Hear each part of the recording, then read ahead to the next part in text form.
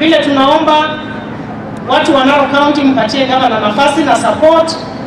Pia rais wetu William Ruto amekusudia na ametoa mipangilio tofauti ya kuweza kuendelesha uongozi wa nchi yetu, tuweze kusupport miradi ya serikali.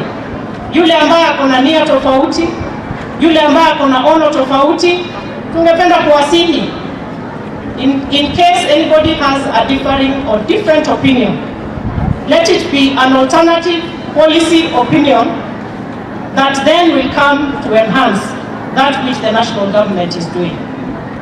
Because if anyone wants to take leadership, na tumeambiwa hapa na Bishop, usipinge ile ambayo wewe unataka kukua. Ukitaka kuwa governor, usimpinge yule governor ambaye anafanya kazi. Ukitaka kuwa rais, usianze don't poke holes.